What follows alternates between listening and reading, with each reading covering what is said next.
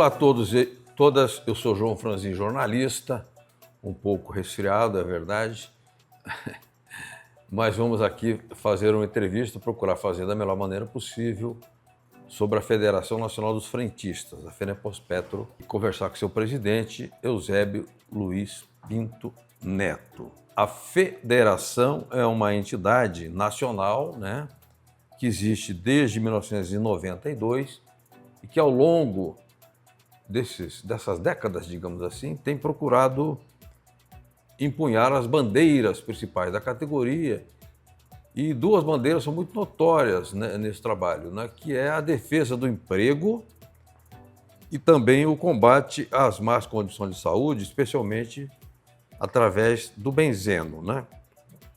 O benzeno é um veneno na gasolina que prejudica muito os trabalhadores. A federação também é um órgão de assessoramento e apoio dos sindicatos nas negociações coletivas nas datas bases. Portanto, o Eusébio ora está em São Paulo, ora está em norte de Minas, ora está na Bahia, ora está no Espírito Santo, ora está no Tocantins, ora está no Rio de Janeiro, enfim, procurando sempre com a sua experiência ajudar nas negociações coletivas para o bom êxito das negociações coletivas. E agora, no dia 30 de outubro, haverá eleições para a renovação da diretoria da entidade, da FENEPOS-PETRO. Então, eu queria conversar um pouco com o Eusébio a respeito disso. Tudo bem com você, Eusébio? Tudo bem. Vou aproveitar e cumprimentar aí a todos os que vão nos ouvir aqui. É uma alegria, Franzin, estar sendo entrevistado mais uma vez aqui por você, pela Agência Sindical, que é aí a história também faz a história do movimento sindical e tem um trabalho brilhante aí em defesa para divulgar aí as nossas ações, etc. Preparado aí para o pleito, para sebo nas canelas? Sim. Ou não precisa? Não, estou preparado, claro. E a eleição será presencial ou será... Híbrida. A híbrida, virtual. Isso. E presencial. Exatamente. Teremos uma urna aqui na federação, onde as pessoas poderão vir votar pessoalmente. Já tem várias pessoas, né, inscritas para votar aqui, e de forma híbrida para facilitar, né, já que nós estamos aí pulverizados em todo o território nacional. Certo. Imagina vir do Tocantins para cá para votar é complicado, né? Hoje já há 62 sindicatos formalizados pelo país inteiro, né? E a categoria tem cerca de 500 mil. Há ainda espaço para se formarem novos sindicatos ou essa base ela é suficiente? Não, a nossa base, Franzin, a nossa categoria ainda não está 100%, entendeu, organizada, né, em sindicatos. Nós ainda temos algumas bases ainda organizadas. Tá. Porque, como nós sabemos, o Brasil é um país continental. Certo. Nós temos aí muitos municípios, né? Cerca de 5.700 municípios, e temos grandes cidades, né? E vários estados, e, na verdade, nós temos aí uma parte desses municípios ainda que está inorganizada, e é a federação que negocia. A intenção aqui da federação, e aí liderado por mim, inclusive, essa ideia, é que a gente consiga, nesse mandato, organizar todo o Brasil, esse restante que está faltando, para que a federação volte exatamente para fazer o seu trabalho, que é de coordenar os sindicatos. Perfeito. Quer dizer, mas tem poucas coisas, digamos que nós estamos organizados já em 90% do país, falta 10% apenas. Quer dizer, uma das metas é completar essa organização, cobrir todo o território nacional. Perfeito. Tá. Bom, digamos que se obtenha essa meta de que todos os frentistas de norte a sul, leste a oeste, estejam cobertos pelos seus sindicatos. Aí cada sindicato terá que buscar as negociações coletivas para que essa massa de trabalhadores, trabalhadoras de postos, de lojas de conveniência sejam cobertos pelas convenções coletivas, né? Sim. Aí é um outro desafio, né? Sim, outro desafio. E como é que você percebe do patronato? Hoje se fala muito que mudou a base de trabalhadoras, os jornais só falam isso, né? A base patronal, digamos, a cabeça dos patrões, a composição do segmento patronal mudou também? Tende a formar mais monopólios ou isso é muito variado? Eu acho que tende a formar, sim, nesse nosso segmento, mais monopólio, até porque eu vejo que, do ponto de vista do, do capital, você tem sempre a tendência de formação de monopólio, né? Certo. Hoje nós temos as grandes transnacionais, inclusive, que são que estão dominando. Então, a tendência do capital nesse estágio cada vez está mais, né, criando grandes monopólios para dominar o mercado. Sim. E no nosso setor não é diferente. Ele é ainda muito mais, ainda, digamos assim, incidente, porque nós temos as redes hoje está dominando aproximadamente aí 60%, 70% do Tá. mercado, entendeu? Então, e nós sabemos que o capital, quando ele se organiza em monopólio, ele passa a ter um poder muito grande, né? E aí é um desafio para o movimento sindical, porque ele às vezes vai ter que bater de frente, em alguns casos de negociação, diretamente com os empresários que não é organizado em sindicato. Tá. Agora, Eusébio, a gente quando observa o movimento, né, da federação, ela tem praticamente três movimentos, né? Movimento para baixo, ou seja, que é para ajudar a organizar as bases, né, fortalecendo o sindicato, dando subsídios aos sindicatos. O movimento lateral, né, digamos vertical, que é o relacionamento com o patronato, né, e também o movimento para cima, que são as relações com a Agência Nacional do Petróleo, com o Ministério das Minas e Energias, com o Congresso Nacional, Câmara, governo, ministérios, etc. Como é que esse trabalho tem sido feito? A gente tem conseguido fazer e onde é que está funcionando melhor? O trabalho com os sindicatos é um trabalho que a gente faz muito bem. Tá, Primeiro porque a gente é do ramo, entende, e né, a gente lida com os companheiros. Então eu vejo que a nossa federação, nossa organização, é claro que nós temos algumas dificuldades pontuais, mas no geral a gente consegue desenvolver um trabalho bom, né? Porque a nossa escola, ela é uma escola que deu certo, né? E que todos os sindicatos que seguem esse modelo têm se dado bem, tá, tá? Então, todos aqueles dirigentes sindical que procura trabalhar em parceria com a federação, que nos procura para auxiliar, para assessorá-los nas suas dificuldades, nas suas organizações, eles têm conseguido obter resultados positivos em tá, todas as áreas, inclusive na área jurídica, tá, né? Que você sabe perfeitamente que nós temos um jurídico que conhece muito bem, né, essa área trabalhista e é especializado, inclusive, na nossa categoria, tá. entendeu? Porque é um jurídico que está há muitos anos trabalhando no nosso setor e conhece toda a nossa história. Então, tem mais facilidade de conseguir, né, os objetivos. Então, eu acho assim, a federação ela é, sem dúvida nenhuma, uma referência muito importante para os dirigentes sindical da nossa categoria. Agora, Zé, e o relacionamento com o patronato? Porque você vai encontrar patrões de diferentes perfis.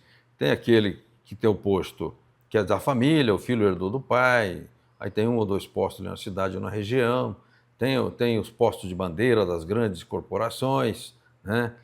Tem o segmento que ele forma um poder econômico muito forte. Como é que se negocia com esse segmento patronal que ele é variado? Você tem percebido da parte do patronato uma disposição de negociar ou muda conforme a conformação o tamanho, o formato, a história do posto?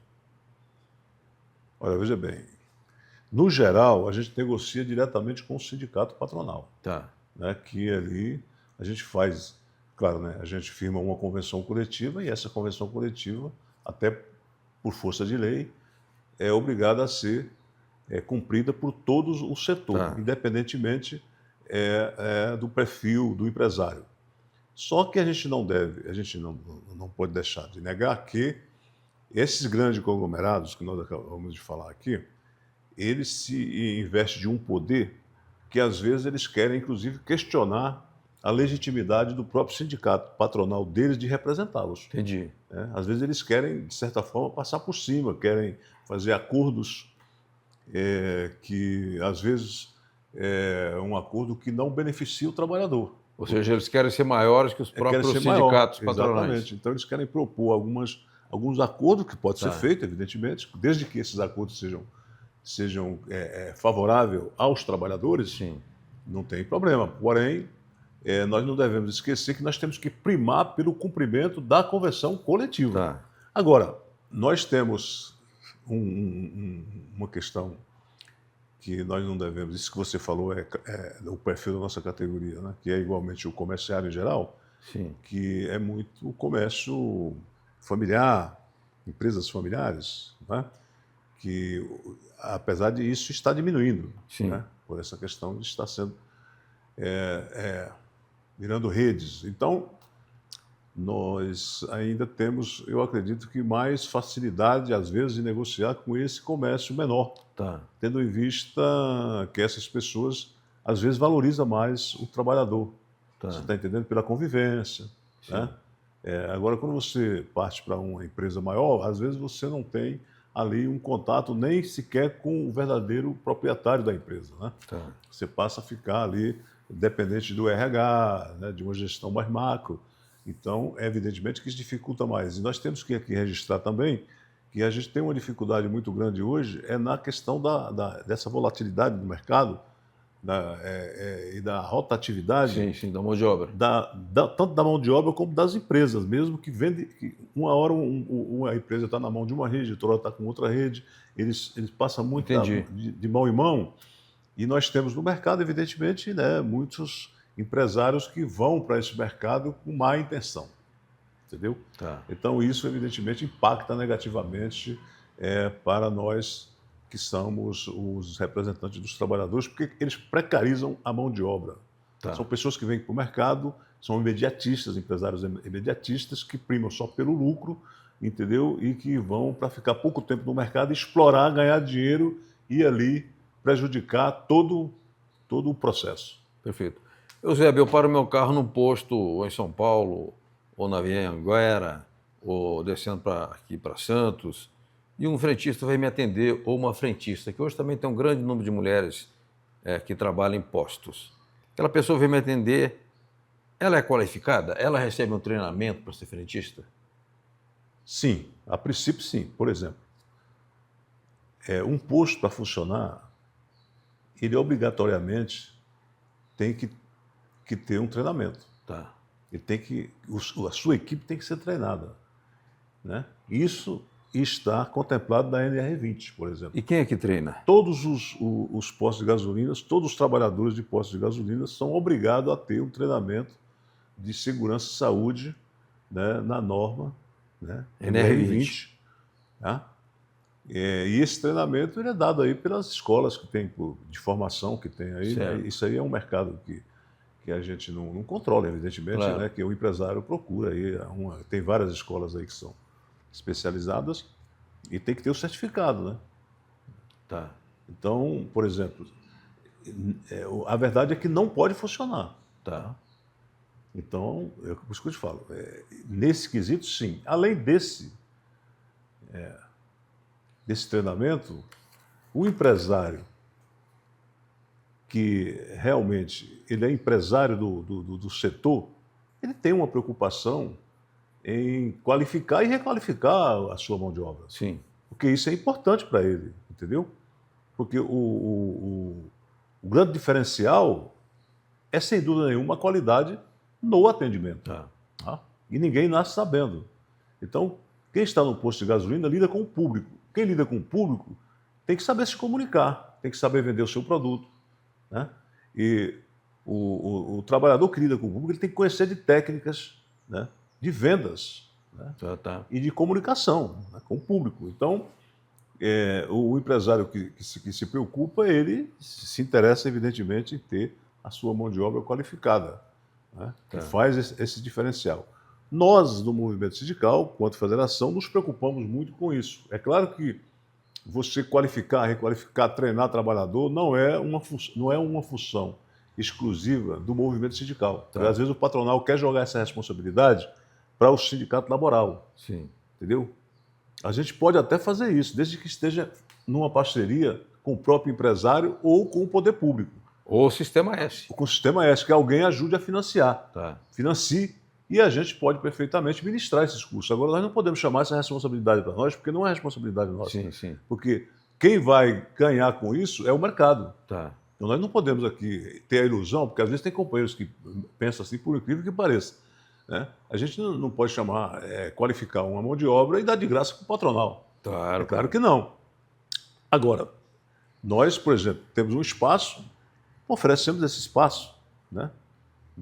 E vamos incentivar para que isso aconteça. Por exemplo, eu tenho um projeto de fazer uma escola de formação dos frentistas. Mas nacional ou no Rio de Janeiro? No Rio de Janeiro, mas de caráter nacional. Tá. Nós podemos estar reproduzindo em outros estados, que seja uma referência.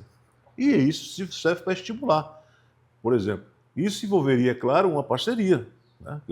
Mas é muito difícil você fazer qualquer tipo de negociação com o patronal, mas a gente tem batido nessa tecla, porque a gente acha isso importante, entendeu?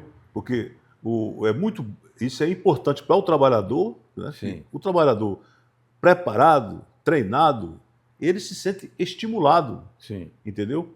A trabalhar, né? Tem mais ânimo e produz mais, evidentemente. E a empresa ganha na fidelidade, Sim. porque se você vai num posto de combustível, é como se fosse um restaurante, e você é bem atendido, Você entendeu? volta.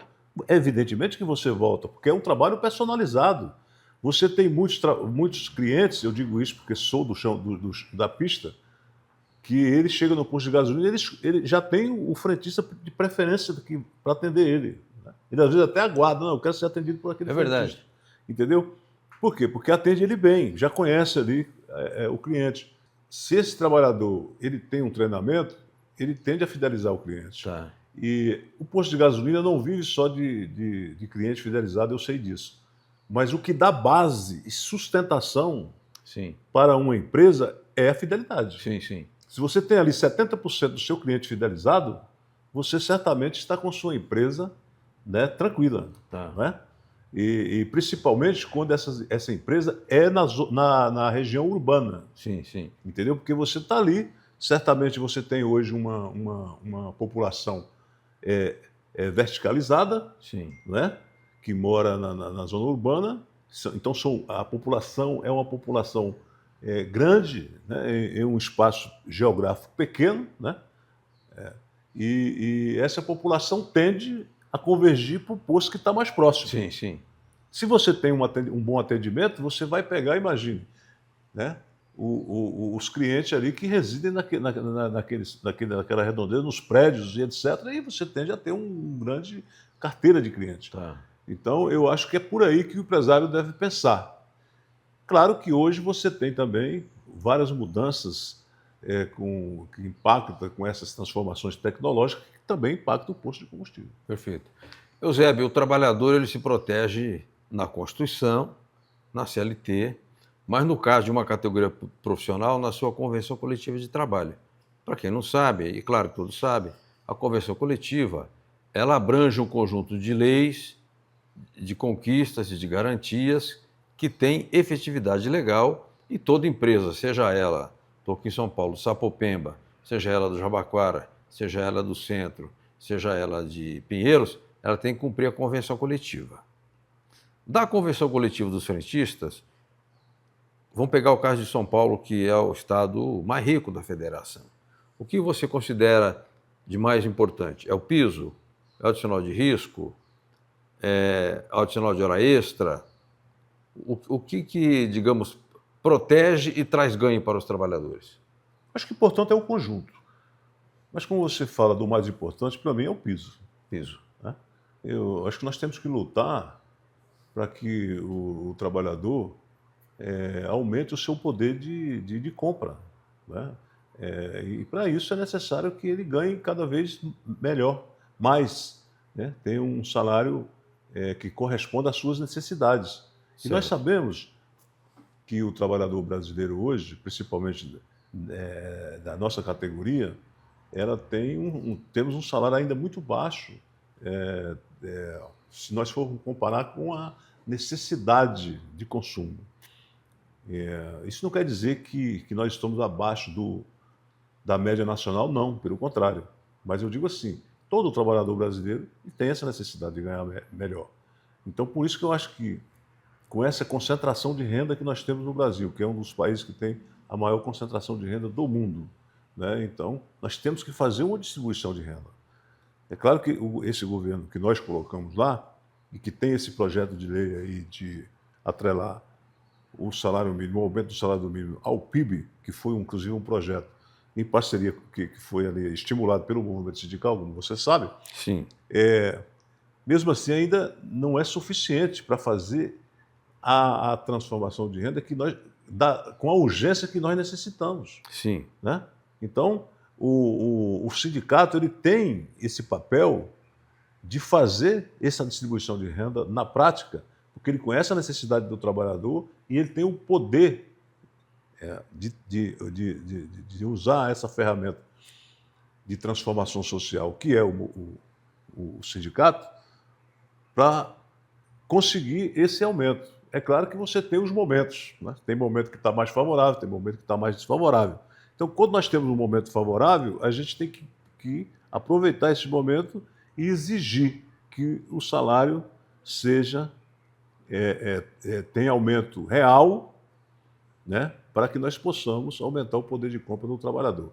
Agora, os demais benefícios, eles são muito importantes. Quando você aumenta o piso, você automaticamente aumenta a hora extra, você aumenta os adicionais. FGTS. Não é? Tudo. Recolhimentos. Recolhimentos, férias, etc. Então, todo um arcabouço de benefícios são beneficiados.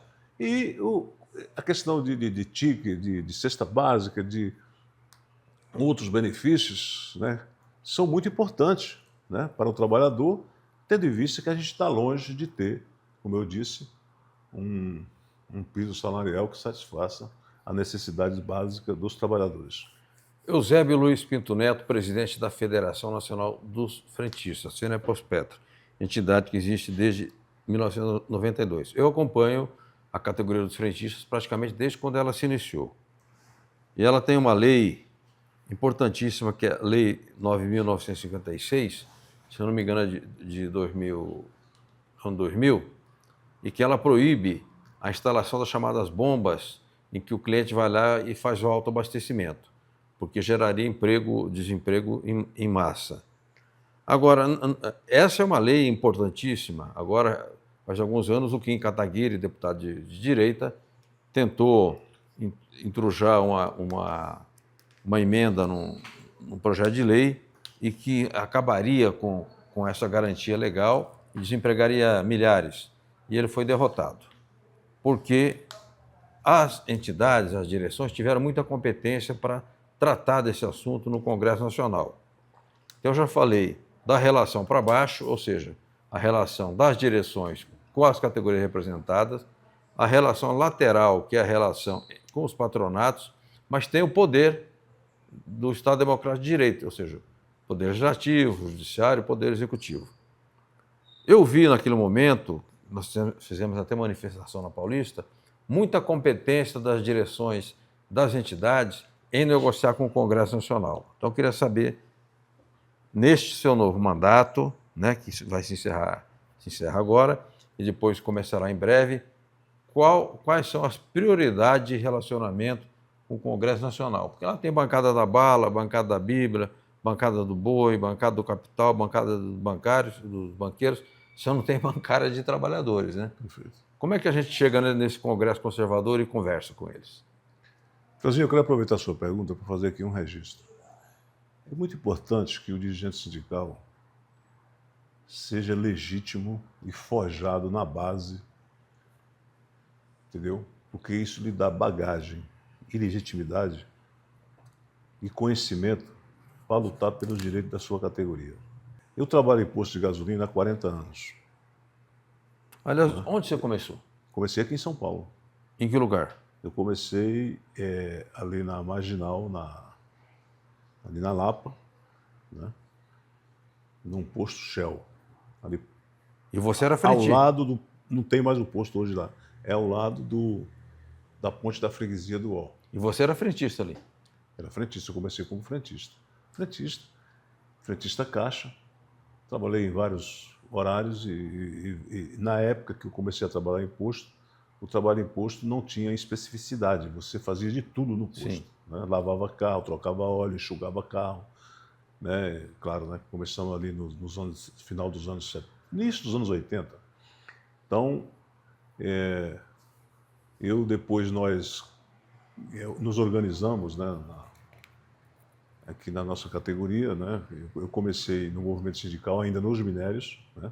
Eu fui sócio do Sindicato dos Minérios por muito tempo. Derivados de minérios. E depois a gente desmembramos e criamos a nossa categoria específica, né? E aí tem toda essa luta aí que você conhece muito bem, entendeu? E aí eu fui para o sindicato, comecei a trabalhar na base, visitando os postos de combustíveis, né? Tá. Até antes de ser afastado pelo sindicato, né? Trabalhava na empresa e trabalhava também na base. E isso, evidentemente, me deu conhecimento para que eu, hoje, possa ter condições de representar a categoria de forma satisfatória. Porque eu acredito, eu e outros companheiros que estão comigo, que é uma equipe, né? Não se trata de uma pessoa, entendeu? Quem formou essa categoria foi uma equipe, né? Que a maioria estão vivos ainda hoje, para, digamos assim, usufruir, né, dessa conquista, né, dessa luta que nós empreendemos, entendeu? Então nós somos privilegiados de ter conseguido construir uma organização dessa envergadura em todo o território nacional, né? Formando mais de 60 sindicatos, 2 federações, né? Uma estadual em São Paulo, que é a FEPOSPETRA, e a FENEPOSPETRA em nível nacional, e estamos aqui ainda vivos para, digamos assim, presenciar o sucesso dessa categoria e as suas realizações. Precisava fazer esse registro. E dizer para você que a conquista que nós obtivemos hoje, por exemplo, todas as categorias estão sendo atingidas pelas transformações tecnológicas. Certo. Pela inteligência artificial, automação, todas indistintamente. E todas elas têm que lutar pela preservação do emprego hoje. Tá. Nós começamos essa luta há 3 décadas. Porque antes de nós aprovarmos a lei 9.956, que proíbe o autosserviço em postos de combustíveis, né, de 2000, né, quero registrar aqui que foi de autoria do então deputado Aldo Rebelo, É verdade. em nível nacional. Uns 8 anos antes, a gente começou a trabalhar, entendeu? A resistência a essa ideia das distribuidoras de implantar o autosserviço no Brasil. E começamos a conquistar leis nos municípios. Nos municípios. Nós fizemos leis municipais e depois estaduais. E eu quero aqui lembrar, inclusive, faço questão de lembrar isso, porque eu vou me referir a uma pessoa que é referência na política desse país. Referência mesmo. É uma das pessoas que nos inspiram a continuar a luta na política, que é a deputada federal Luísa Erundina. Ela era prefeita de São Paulo e ela fez muito trabalho em parceria com os frentistas. Bacana. Porque ela tinha uma visão social muito grande, né? Naquele momento ali que estava aquela questão de etanol, de metanol, querendo colocar metanol nos postos de combustíveis por falta de combustível, uma série de coisas, e ela estava ali ao nosso lado e nos ajudou muito, e nessa questão do autosserviço ela também nos ajudou. Mas em seguida, nós, com a ajuda do deputado, então, Jamil Murad, nós conseguimos aprovar a lei estadual. Deputado estadual do PCdoB, que nós conseguimos aprovar a lei estadual. Que, inclusive, nós derrubamos o veto do Mário Covas, que o Mário Covas ele vetou a lei. E nós conseguimos derrubar o veto. Entendeu? E depois que nós apresentamos a lei nacional, que foi aprovada em 2000. Então, veja bem, foi uns 8, 10 anos antes, a gente começou essa luta. Tá. que culminou com a aprovação da lei nacional em um momento muito difícil da vida nacional, que era o governo de Fernando Henrique Cardoso, e que o Fernando Henrique tinha uma equipe de ministros que era todos contra, exceto o Dornelles, que era ministro do Trabalho, o restante... Francisco Dornelles. O resto era todos contra, né, a nossa lei, porque eles diziam que era retrógrada, entendeu? Então, o Dornelles e nós, juntos, conseguimos, com a ajuda do deputado, evidentemente, da sociedade, que nos ajudou muito, porque nós conseguimos levar esse debate para a sociedade, fazer baixo-assinado, etc., porque, na verdade, nós incluímos a sociedade nesse debate, porque ela é diretamente atingida. E com esse apoio todo, nós conseguimos ali vencer todos esses ministros que eram contra nós e conseguimos vencer as multinacionais do petróleo, que na época chamava Sete Irmãs. Que não vou dizer as sete porque a ABR estava fora, mas eu digo para você que a importância dessa lei era tão grande até hoje, entendeu? Não é só para nós trabalhadores de postos de combustível, não. Ela é importante para todo o movimento sindical do mundo. Sim. Em qualquer parte do mundo, você viaja aí, em qualquer parte do mundo, quando você fala dessa lei, as pessoas ficam admiradas. Eu levei essa discussão para dentro do... Nós estávamos no L20 na Índia, e quando eu falei para eles, lá para o representante da categoria na Índia, eles ficaram admirados. Mas como vocês conseguiram uma conquista tão importante dessa? Entendeu? Na Argentina, eles estão lá brigando também para que não implante o self-service lá, que eles estão entrando lá em Córdoba, né? Por exemplo, já tem posto operando com o self-service. E eu estive lá na Argentina também conversando com os companheiros de lá sindicalistas, e eles, admirados de nós ter conseguido essa conquista. Na época, nós recebemos congratulação até do Japão. Olha. Entendeu? Pela aprovação dessa lei. Você entendeu? Então, para você ver a importância dessa lei. Então, eu chamo a atenção, aproveito aqui, Franzinho, falando aqui para a agência sindical, que fala diretamente com o movimento sindical desse país, para dizer o seguinte: o movimento sindical tem que valorizar a sua história, tem que valorizar suas conquistas. Entendeu? Porque às vezes nós não valorizamos. Veja bem, uma conquista dessa não é qualquer coisa. Nós estamos garantindo aí, há mais de 2 décadas, o emprego de mais de 500 mil pais de família. Não é pouca coisa, entendeu? E a gente tem resistido, porque esse ataque não parou. Como você bem sabe, nós temos vários projetos de lei dentro do Congresso Nacional pedindo a revogação dessa lei. Tá. E nós conseguimos até aqui resistir e impedir que essas leis conseguissem sucesso dentro do Congresso Nacional, né? Num Congresso, inclusive, como esse, que é totalmente desfavorável à classe trabalhadora. Mas a gente tem argumentos, e a história, né, da categoria também tem essa capacidade, né, de conseguir com que a maioria seja contra essa ideia de implantar o autosserviço no posto de combustível, que é um argumento que é fraco. Você vê quem defende essa ideia, eles querem que a gente fique copiando determinados países, né, como Estados Unidos, que tem outra cultura, né, que tem lá um capitalismo, digamos assim, avançado, mas em decadência, né, que é um império, né, e alguns países da Europa, que inclusive hoje, a Europa, viu, Franzinha, é bom registrar isso. Eu tive no Parlamento Europeu, né, que é importante dizer para esses alguns parlamentares aí digamos assim, né, de primeira viagem, que o movimento sindical, ele viaja. A gente faz debate nos fóruns internacionais. Sim. Então, eu estive no Parlamento Europeu, né, e lá, inclusive, tem parlamentares que é contra essa ideia de não ter frentista nos postos de combustíveis. Entendi. Tá? E uma das argumentações deles, inclusive, eles estão trabalhando uma lei para o Parlamento Europeu para voltar a ter frentista, porque eles dizem lá, uma dos argumentos para fundamentar é que esse tipo de serviço coloca a sociedade para trabalhar de graça para o empresário.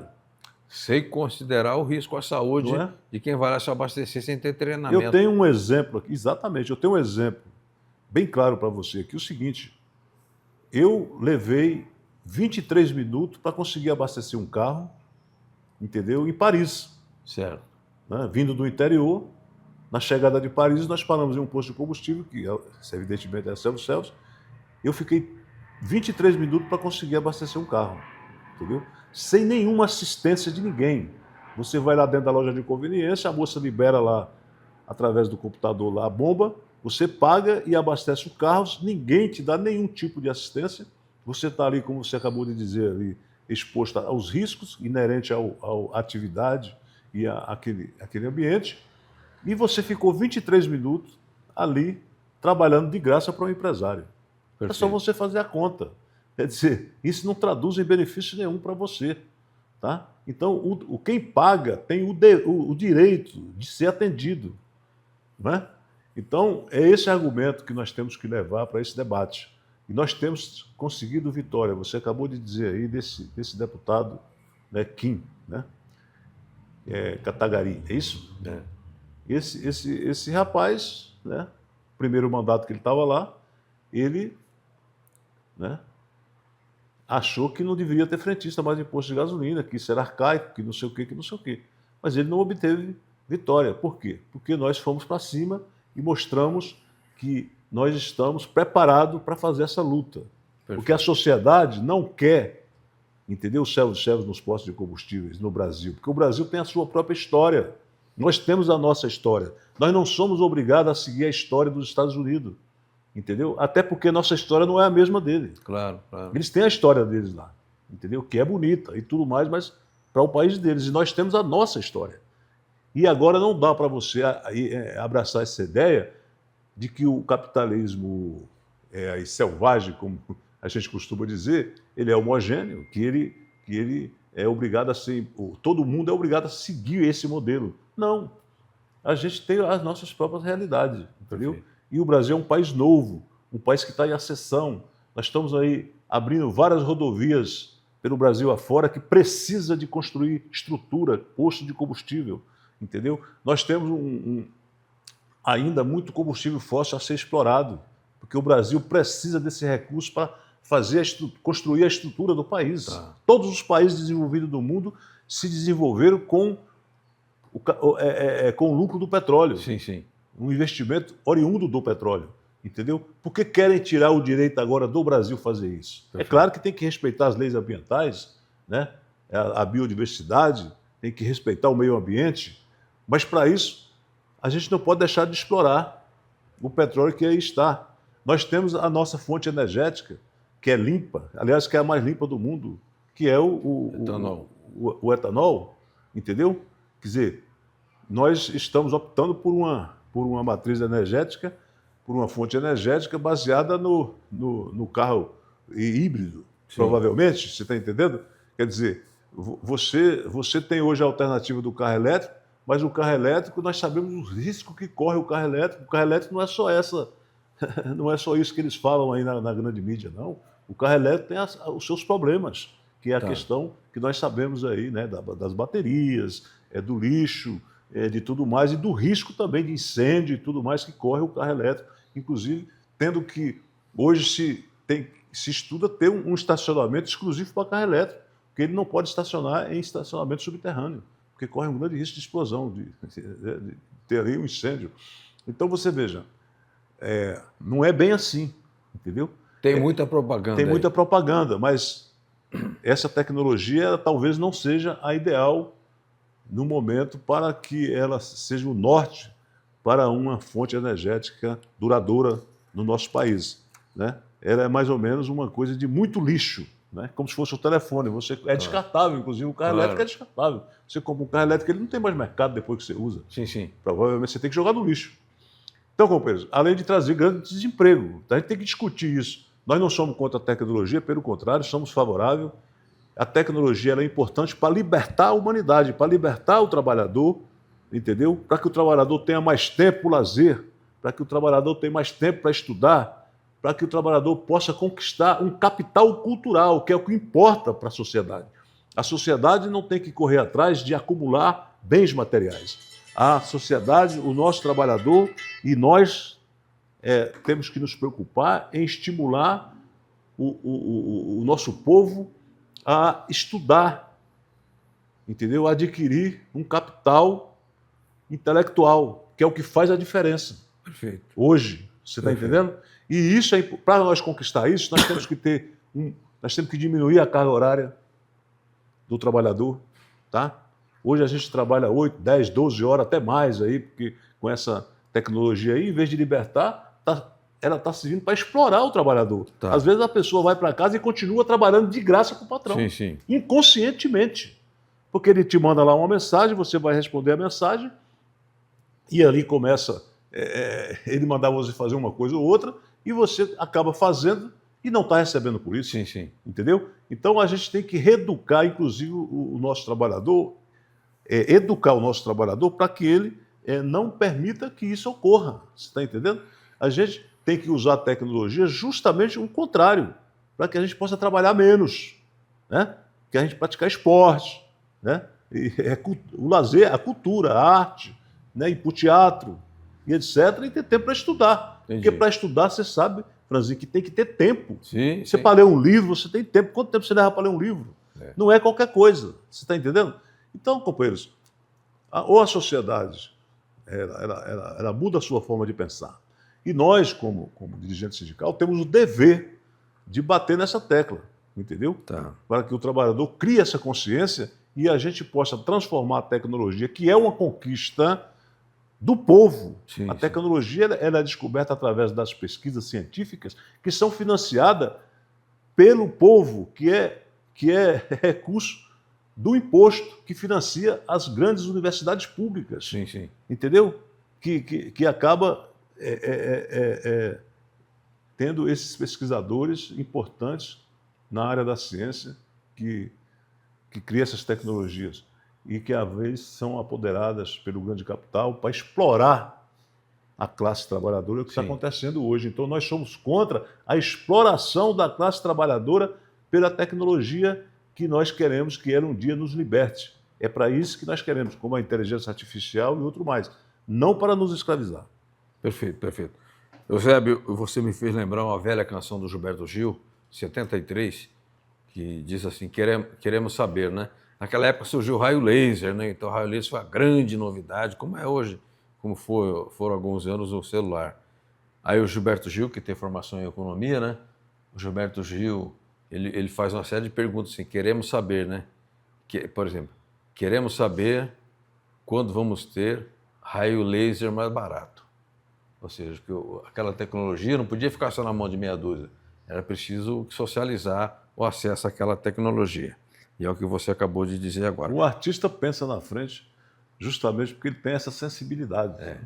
E o Gilberto Gil, né, esse grande artista brasileiro, meu conterrâneo da Bahia, faz questão de dizer assim, tive o orgulho de conhecer Gilberto Gil da minha cidade de Vitória da Conquista, porque o pai dele morava lá. Olha. Ele era médico lá, em Vitória da Conquista, e ele ia sempre lá visitar o pai dele. Então, o Gilberto Gil, um grande artista, e tem essa sensibilidade. Você vê, o Gilberto Gil tem várias músicas, inclusive não é só essa, tem outras nesse sentido, falando da tecnologia, que realmente a arte deve também procurar a educar o povo para essa discussão que nós estamos fazendo aqui. O teatro é muito importante. Sim. O cinema é muito importante. Para que o povo possa, entender que nós temos que fazer essa transformação para o bem do povo. Tá. Eusébio, eu queria voltar aqui à nossa Federação Nacional dos Frentistas, a FENEPOS-PETRO, que tem processo eleitoral dia 30, depois será empossada uma nova diretoria, o Eusébio será reconduzido, porque é a chapa única, à presidência da FENEPOS-PETRO, mas o trabalhador, ele está lá no posto, ou na bomba, ou no Lava Rápido, ou na loja de conveniência, ele tem as suas prioridades. E claro que as prioridades dele devem ser a mesma prioridade das direções sindicais.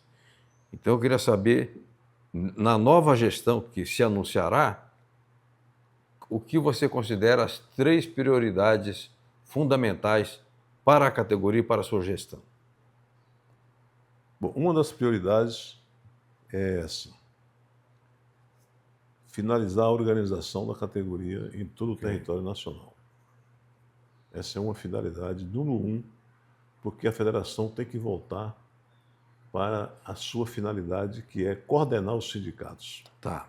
E fazer a defesa do trabalhador nos grandes fóruns nacionais e internacionais. E nós somos modelo para o mundo de uma organização sindical específica dessa categoria. Sim. Que somos o único país do mundo que tem uma organização sindical específica de frentista. Então nós somos modelo do mundo, não é qualquer coisa. Então nós temos que valorizar isso. Tá? Então nós temos um grande desafio para a nossa federação, que é levar esse nosso exemplo para o mundo. Tá?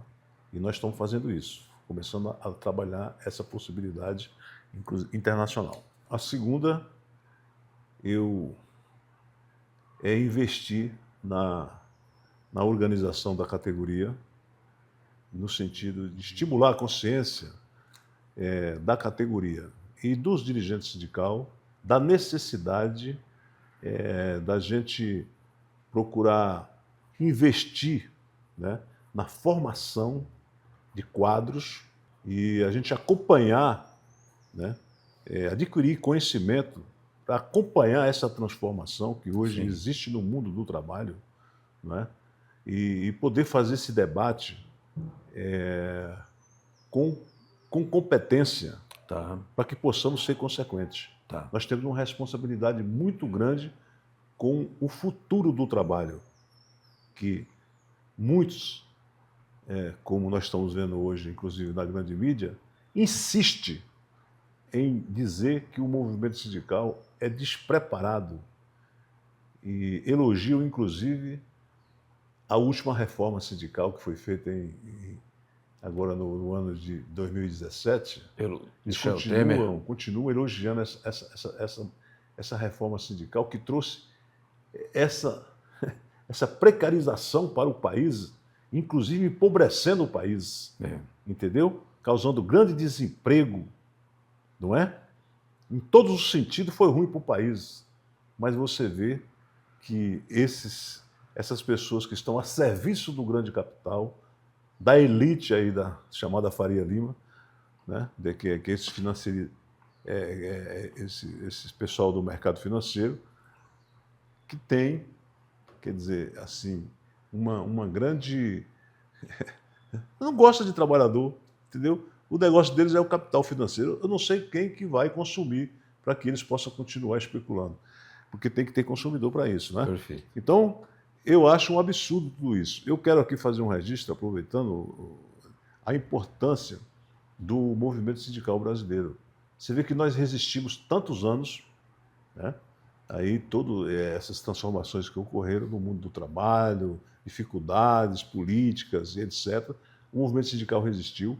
Nós temos aí o maior líder popular e estadista do Brasil e entre os maiores do mundo, que é do movimento sindical, oriundo do movimento sindical, forjado do movimento sindical brasileiro, entendeu? E a estrutura...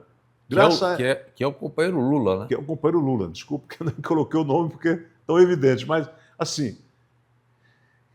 E essa estrutura sindical que eles tanto falam aí, ela tem resistido a tudo isso. Por quê? Porque ela é uma estrutura sindical muito eficiente. Você vê que ela é uma pirâmide, né, que nós estávamos falando aqui agora, da base, da instituição de segundo e terceiro grau, entendeu? Que elas estão ali fazendo, cada um com seu papel, que é de suma importância para fazer a defesa do trabalhador. Você não pode ter só a base, que só a base não consegue ir para os grandes debates. Claro, claro. Você tem que ter o segundo grau para fazer esse papel, né? As instituições da categoria. As instituições, exatamente, que vai lá defender os interesses específicos da sua categoria e de todos os trabalhadores que são feitos pelas centrais. Sim. Nós temos as entidades federativas específicas e temos as centrais, que faz o debate nacional no geral e a interlocução com o governo. e nos fóruns internacionais, na OIT, etc., que eu também já tive a oportunidade de estar lá e vou retornar agora, já fui convidado para retornar lá agora no próximo ano como delegado na OIT. Então, compondo a delegação, né? E é isso. Nós temos esse desafio, né, que eu coloquei para você aqui, de fazer esse intercâmbio internacional, entendeu? Para que nós possamos colocar a nossa categoria em um patamar de discussão no mundo do trabalho, nos grandes fóruns, e que nós possamos transmitir esse conhecimento que nós adquirimos aqui, esse modelo que nós implantamos, né, para que o mundo, né, do setor, né, do combustível, dos revendedores, dos trabalhadores de postos de combustível do mundo inteiro saiba o valor que tem a categoria do trabalhador de posto de gasolina. E uma terceira pergunta que você me fez Franzinho, eu digo o seguinte: eu acho que um grande desafio de uma federação como a nossa é trabalhar para que os sindicatos sejam, né, aí eu digo sindicato porque o papel da federação é trabalhar diretamente com as entidades sindicais e para que elas transmitam à base essa importância do voto, da política, da gente saber votar. A gente não votar em quem nos explora, entendeu? Não votar no senhor de engenho. Não é possível que a sociedade brasileira continue votando em pessoas que são que são os seus exploradores. Os seus algozes. Os seus algozes. Não é possível, você está entendendo? Quer dizer, nós temos aí o chamado pobre de direita, né? que insiste a ficar elegendo essas pessoas que querem só tirar proveito do trabalhador, acumular, né?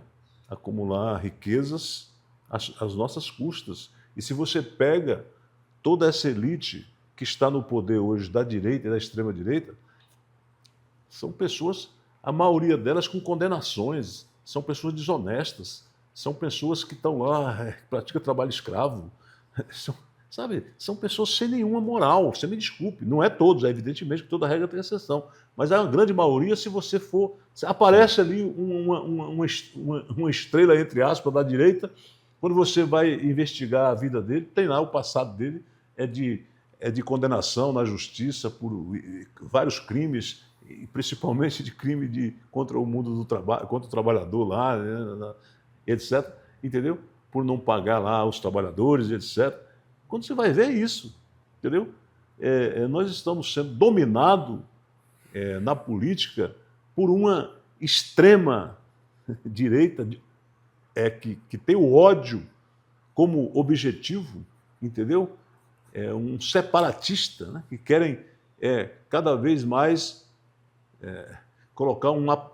implantar um apartheid no país, porque você coloca uma elite em um patamar e você discrimina, né, o restante de um povo que faz a riqueza do Brasil, de qualquer nação, que é o trabalhador, que toda a riqueza da nação passa pelas mãos do trabalhador, porque somos nós que produzimos a riqueza. Sim. O trabalho ele tem uma importância. Quando alguém falar para vocês que o trabalho vai acabar, isso é balela, não tem nem sentido, porque tudo que seus olhos alcançar é fruto do trabalho. Esta caneta foi um trabalhador que fez? Tudo é fruto do trabalho. Esta outra Como que o trabalho vai acabar? O trabalho não vai acabar nunca, pelo contrário, ele vai se aprimorar. Sim, sim.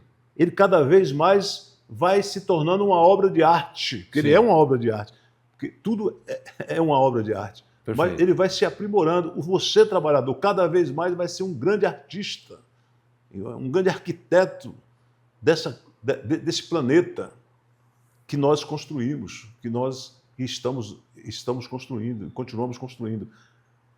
E é isso que nós queremos, é que as pessoas tenham consciência disso. E para isso, Franzinho, é necessário que nós façamos chegar aos nossos representados que eles têm que investir na educação dos seus filhos, na formação dos seus filhos. Se puderem deixar que seus filhos trabalhem mais tarde, para que eles tenham tempo para estudar, façam isso. Não vai na conversa desses exploradores aí que diz que o trabalhador do pobre, o filho do pobre tem que começar a trabalhar com 12 anos, com 13 anos, não. Tá? Porque os filhos dele vai trabalhar depois de 20 anos, quando já fala 3, 4 idiomas, quando já tem 2, 3 formações universitárias e que vai direto para dirigir uma grande empresa. Eles não trabalham antes dos 18 anos, jamais. E eles querem que o filho do trabalhador comece a trabalhar com 12 anos de idade. Não. Deixa seu filho estudar, invista na educação do seu filho, que é o maior patrimônio de uma nação, é a educação.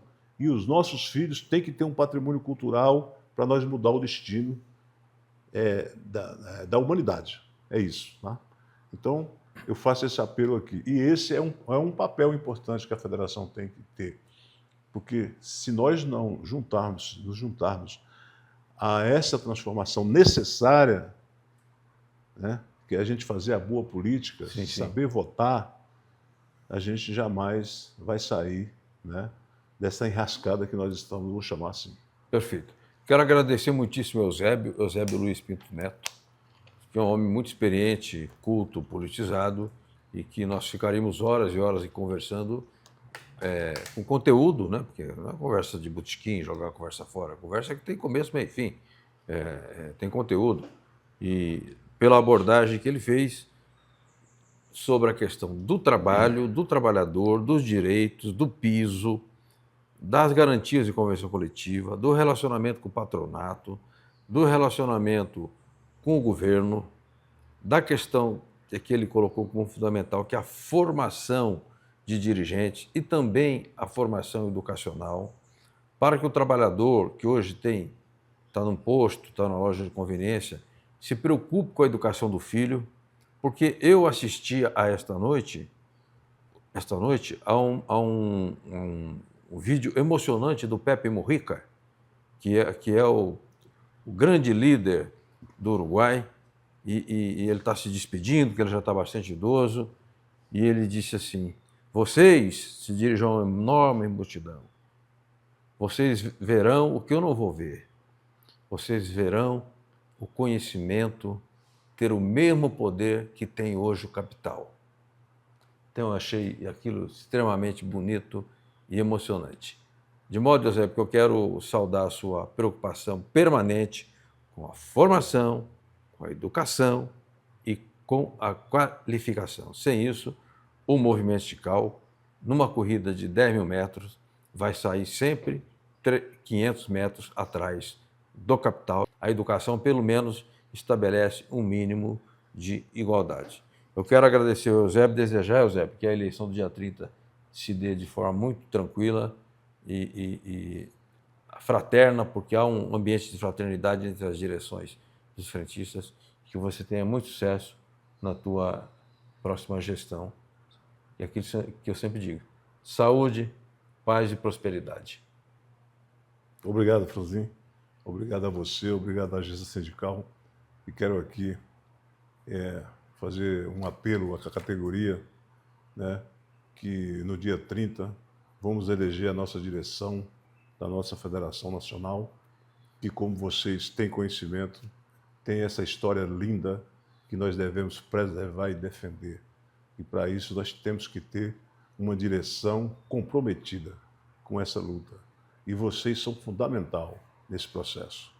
Então, eu quero aqui contar com a presença de todos no dia 30 para realizar esse grande ato cívico e democrático da nossa Federação Nacional, a instância máxima do nosso setor, da nossa entidade.